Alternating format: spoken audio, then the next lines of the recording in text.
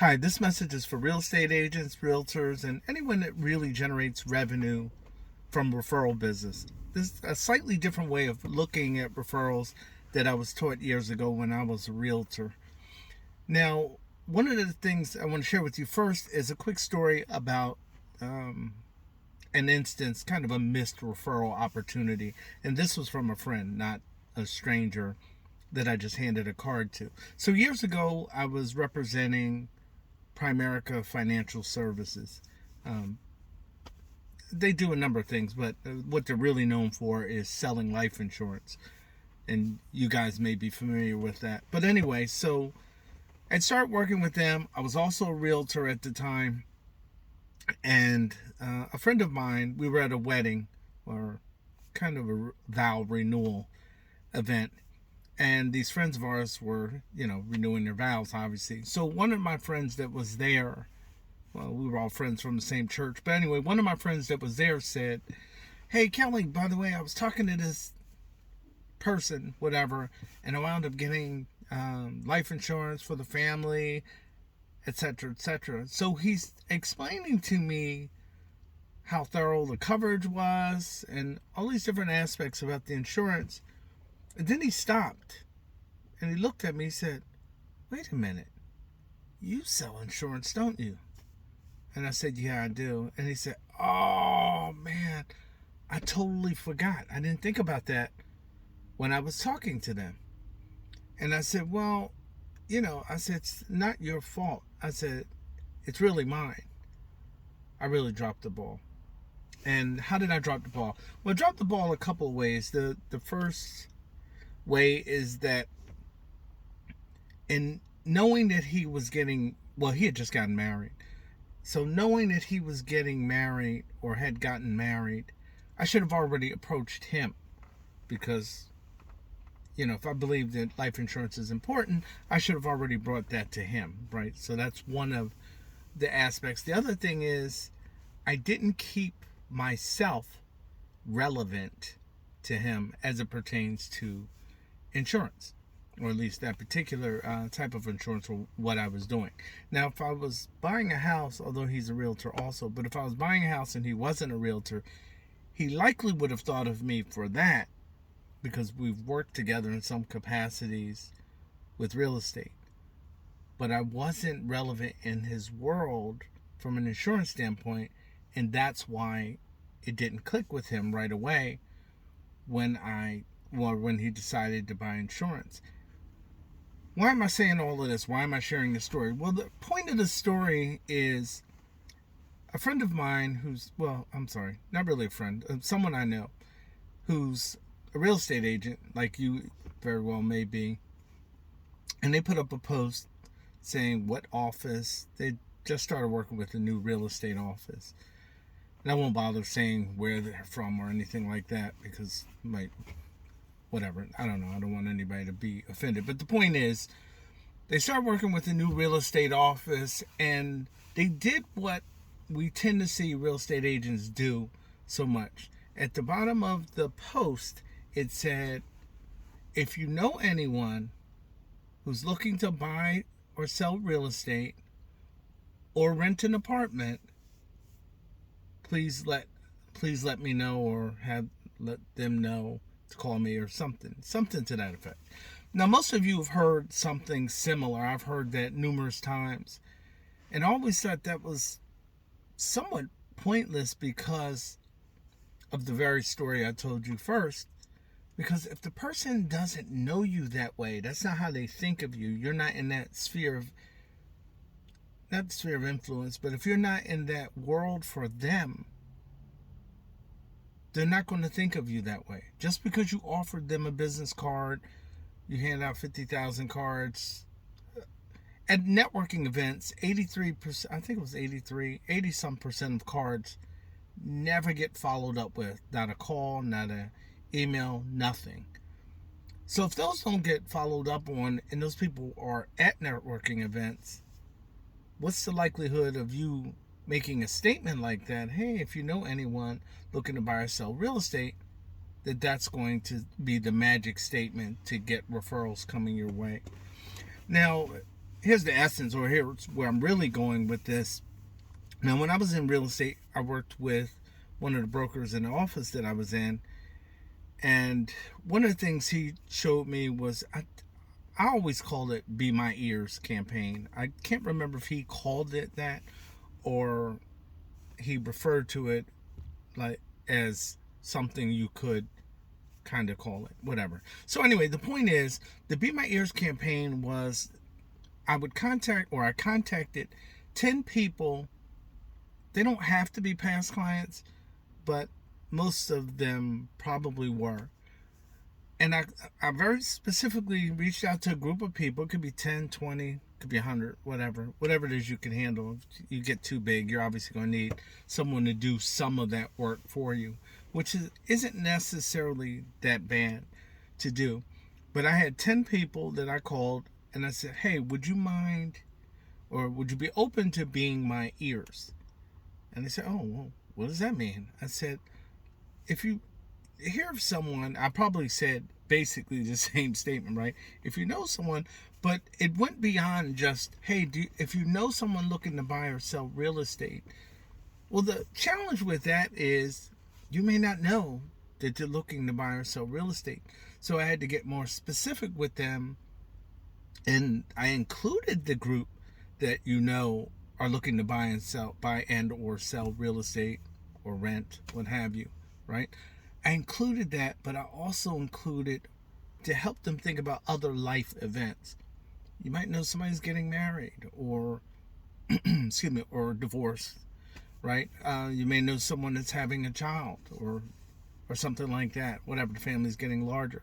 Subsequently, they may need a bigger place. Doesn't mean that they're moving or going to buy another place, but it's a possibility. It's those types of situations. I ask them, if you hear anything like that, any of those type of life events that may trigger a real estate purchase, and that's why I had to state those possibilities, the scenarios, because you as a real estate agent or whatever service professional you may be, you may already know that you know the scenarios that you're looking for. Hopefully, you know the circumstances.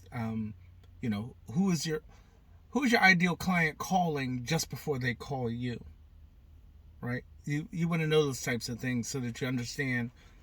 I mean, you should understand why people are buying or selling. Matter of fact, when I first got into the industry, my first broker, well, it was a husband-wife team, but he said to me, when someone comes to you to buy a house, he said, they're telling you that something is wrong with where they slept last night. He said, it doesn't mean they were in a bad place. It just is not going to serve them moving forward, or it may not be serving them already. So anyway, the point is, you have to frame it out for those that you're asking for referrals from. So typically when someone says, especially like, for example, when I was in Primerica Financial Services, one of the things we would do is when we would serve a client, we would say, hey, who do you know? Whatever the scenario was, the wording we would say for that. The challenge is, no matter what I said to the person, people often heard life insurance. That's it. So sometimes when I would talk to the referrals would say something like, oh yeah, just throwing out a name, right? Tammy said you guys helped her with her life insurance. Not what I asked at all. So you want the problem is financial services can be a challenge for people to think around, and so can real estate to a degree. So you want you want to help them to help you. You want to make sure they know exactly what it is you're looking for, what type of person. They don't need to know personality types and all that kind of stuff. Hopefully, don't pick a referral. Don't pick someone to be your ears and you wouldn't like them as a client. It doesn't mean their friends are just like them, but the reality is they're more likely to be like them for them to be friends and buddies. Again, they don't have to be, but there's a good chance that they are. So anyway, with all of that being said, you want a referral situation, again, the Be My Ears situation. In fact, I had greeting cards printed, right? And then on the front of the greeting card was a basset hound, the I was gonna say the horse, the dog with the ears that are really long, you could pull out, and it had that picture of the dog with the ears pulled out to the side. And again, so I explained to them what I wanted them to listen for. If they heard any of those types of keys, having a baby, getting married, got engaged, getting divorced, whatever, any number of things, or directly, hey, this person's thinking of buying a house, thinking of selling a house, a parent died or something, maybe there's a house that needs to be handled in that situation as well. There's a number of circumstances that could bring up a buying or selling decision that wasn't in their minds 2 weeks ago, 4 weeks ago, 2 months ago, whatever the case is. So those are the things you want to do. So the takeaway from this for you is, instead of just handing someone a card and just saying, hey, if you know someone looking to buy or sell real estate, which statistically you're only going to touch 3%, 3 to 4% of your markets. As the deep of penetration is, in other words, if you hand out 100 cards, only 3 or 4 of them are ever likely to be used, because statistically only 3 to 4% of the people are ready for your product or service at any given moment. However, if you have a bunch of people that already know, like, and trust you, and you refer them to someone else, those people not only they're not only aware of you being a trusted professional, they're more likely to sort of let you inherit their, or that person will inherit the trust that your friend has in you. So it puts you ahead of the curve. And the reality is, the one thing that's even better than just that fact is the fact that if they hire you, when they start working with you, you're less likely to lose them to just some other agent with a slick ad or something like that, because the know, like, and trust factor has already been you've sort of inherited that already. So you have less concern about that. I know that whenever I got referrals, I didn't lose referrals to other agents, right? Like, no matter how hot the market was, I didn't lose folks to that, because once people got to know me, they liked working with me. Very, very often people would even say that to me. Oh, I really like working with you. You're really kind of, pretty calm. You're pretty chill. Whatever the case. I don't know what they expected, but whatever I presented to them was likable. So they now know me. They like me. Trust is never typically not far behind, unless you do something to violate the trust, or it causes distrust in that relationship. All right, so that's the Be My Ears concept. Again, get 10 people. Oh, I didn't tell you the whole thing. Sorry. Message is just getting longer than I expected. So anyway, so with the cards that I sent out cards to the 10 people every month. And in each card, I put 5 business cards, 4 or 5 business cards, typically 5. I'd put the 5 business cards in there. So I was basically sending out 50 business cards a month. 50 business cards a month in 10 greeting cards per month. And the thing is, the cards themselves serve as a reminder to the person that agreed to be your ears. That serves as a reminder to them that they're listening out for you. So now, like in a situation where I shared about my friend with the insurance, if he was receiving something like that from me, it's unlikely that scenario would have played out, because he would have thought about me, because every month he's getting this set of cards from me. Wherever he's putting those cards, that's a physical reminder of me. And the last component of Be My Ears is to call them once a month. And that call really could just be a how you doing call. Now, when you set that situation up, the Be My Ears campaign, when you set it up, you let them know that you're going to make that call to them.